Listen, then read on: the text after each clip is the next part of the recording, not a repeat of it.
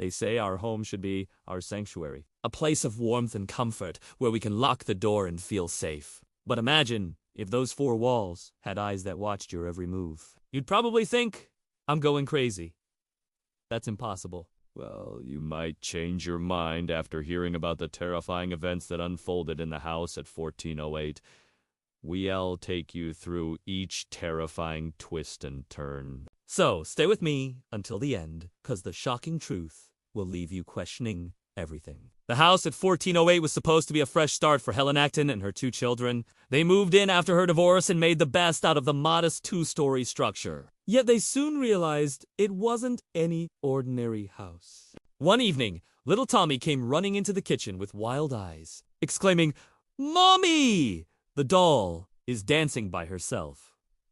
At first, Helen dismissed it as a child's fantasy, but later, she witnessed the creepy scene herself. As she stood frozen, a rocking horse started moving on its own, its wooden jaw rhythmically up and down. That's when Helen Acton discovered the house's unsettling journal. Its pages documented peculiar happenings since 1901. Past residents shared eerie tales of regular occurrences that defied logic. Doors swayed open, chairs scraped across hardwood floors, and ghostly whispers filled the air. It seemed like every resident experienced these unsettling events. So why did they stick around? Perhaps it was the allure of the unknown, or maybe they simply couldn't bear leaving. But Helen wasn't like the others. Determined to unravel the house's mysteries, she reached out to paranormal investigator John Davidson for help. As John stepped into the house, he felt an immediate chill. Helen, clutching the journal, led him through rooms filled with antique furniture, revealing more than a century of unexplained phenomena. John sensed a heavy presence throughout the house. The rocking horse continued its eerie dance, and disembodied laughter echoed from the piano room. Each creak of the floorboards, each rustle of wind through the window, seemed to whisper secrets of the past. As night fell, Helen and John gathered in the parlor. The flickering fireplace cast long shadows on the walls as they delved deeper into the journal. Helen read aloud the entries detailing strange encounters and unexplainable events. Laughter, whispers, footsteps, and music filled the house, keeping them company in the darkness. Outside, thunder rumbled and lightning flashed, mirroring the turmoil in Helen's heart. The rocking horse whinnied, its rhythmic motion growing faster. Was it a friendly hello from the spiriter or a sinister warning? Suddenly, the music stopped, and an icy draft swept through the room. The temperature plummeted, sending shivers down their spines. Then a voice, faint yet clear, whispered, "Leave?" Startled, Helen and John looked around, but no one was there. Had the spirits finally revealed themselves? Or was it just the storm playing tricks on their minds? Determined to uncover the truth, Helen continued her investigation. She pored over old city directories, hoping to find answers. Days turned into weeks, yet the house remained a mystery. Still, Helen felt a connection to its history. The journal became her guide, leading her through tales of joy and sorrow, love and loss that had unfolded within those very walls. Helen discovered the identity of the previous owner, Martha Bridges. Her entry in the city directory offered a clue. With renewed determination, Helen visited the local historical society.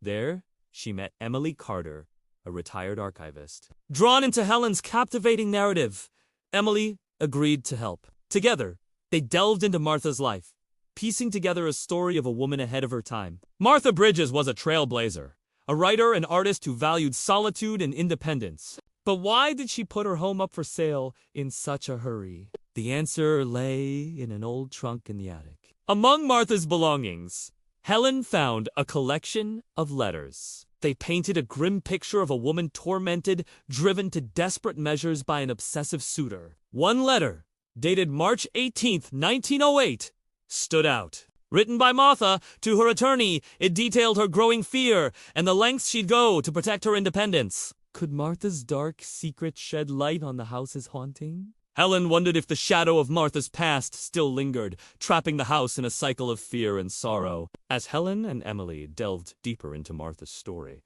they uncovered a hidden will. According to Martha's wishes, the house was to remain in her family until it was sold to someone who truly understood its value. The discovery gave Helen pause. Did she possess the strength to live in a house intertwined with so much heartache? Despite the fear that gnawed at her, Helen Acton was determined to honor Martha's legacy. With newfound purpose, she set about restoring the house. She saw beyond the peeling paint and dusty furniture, envisioning a space filled with laughter once again. As she breathed new life into the rooms, she also delved deeper into Martha's story, determined to break the cycle of fear that had haunted the house for decades. When her children returned home from school, Helen introduced them to Martha's story. Little Tommy, his eyes wide with wonder, announced, "We're going to have a sleepover like Martha and her friends did." And so it began.